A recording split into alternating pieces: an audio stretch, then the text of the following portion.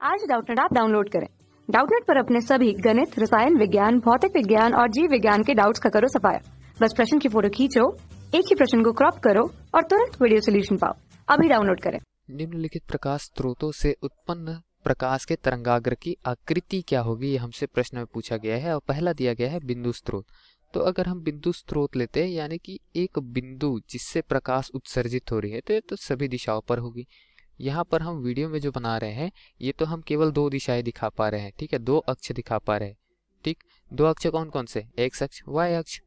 X अक्ष को पीछे की ओर लेके जाए तो ऋणात्मक एक्स, वाई अक्ष को पीछे की ओर लेके जाए तो ऋणात्मक वाई। ये चतुर्थांश, तो इन्हीं चतुर्थांशों का हम दर्शा पा रहे हैं। लेकिन अगर वास्तव में देखेंगे तो एक तीसरा अक्ष भी होता है, जेड अक्ष, जो यहाँ पर हम नहीं दर्शा सकते। आप अपने इस मोबाइल के स्क्रीन के ऊपर की ओर लंबवत या फिर पीछे की ओर लंबवत ले सकते हैं और कल्पना कर सकते हैं। तो इस तरीके से जैसे कि हमको फर्क करना होगा एक वृत्त पे और एक गोला पे। तो दोस्तों गोला क्या होता है? त्रिविमीय होता है, वृत्त होता है द्वि, ठीक है।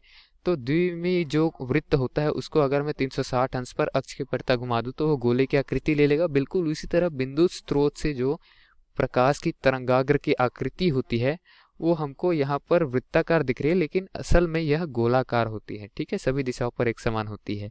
तो तरंगाग्र जो होता है वो क्या रहता है कि तरंग की तीव्रता अगर हम ले लें प्रति एकांक क्षेत्रफल पर जो प्रकाश तरंगे निकल रही है वो उसको हम तरंग की तीव्रता कहते हैं, ठीक है। तो तरंग की तीव्रता जो अगर ले ले प्रकाश में जो बिंदु स्रोत है वहां से, तो जहां पर तीव्रता समान है, सभी तरंगों की तीव्रता समान है, वहां बिंदुओं को सभी को मिला दे तो वही तरंगाग्र है, ठीक है। और उसकी आकृति किस तरीके की होगी? गोले की तरह होगी, ठीक। तो बिंदु स्रोत के लिए हमारा जवाब क्या निकल के आता है? गोले की आकृति, ठीक है, गोले की तरह तरंगाग्र की आकृति होगी। ये पहले के लिए था। दूसरा क्या बोला है? बेलनाकार स्रोत। तो बेलनाकार स्रोत जो है उसमें तरंगाग्र की आकृति भी बेलनाकार ही होगी, क्योंकि मान लीजिए यह बेलनाकार प्रकाश स्रोत है तो प्रकाश यहाँ से सभी दिशाओं पर निकलेगी, ठीक है। तो सभी दिशाओं पर निकलेगी और किस तरीके से तरंगाग्र बनाएगी? कुछ इस तरीके से, क्योंकि तरंगाग्र क्या होता है दोस्तों?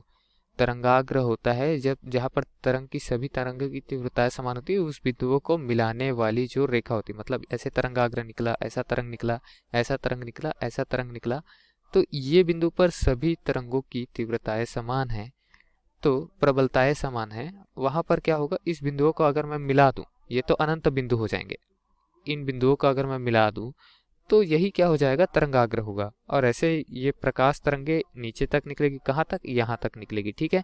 तो ये जो हम बना रहे थे बेलनाकार आकृति, बिल्कुल उसी तरीके से तरंगाग्र होगी। इसका अगर बनाकर देखें तो किस तरीके से बना सकते हैं हम? बिल्कुल इस प्रकार से, ठीक है, ये तरंगाग्र की आकृति होगी। यहाँ पर लिख लेते हैं। और तरंगाग्र जो है वह बढ़ते रहेगी निरंतर। तरंगाग्र की आकृति किसके लिए? बेलनाकार स्रोत के लिए। यही दिए गए प्रश्न का हमारा उत्तर था दोस्तों। धन्यवाद। कक्षा 6 से 12वीं से लेकर नीट, IIT, JEE वो एडवांस के लेवल तक 1 करोड़ से ज्यादा छात्रों का भरोसा। आज ही डाउनलोड करें डाउटनेट ऐप या व्हाट्सएप करें अपने सारे डाउट्स 8400 400 400 पर।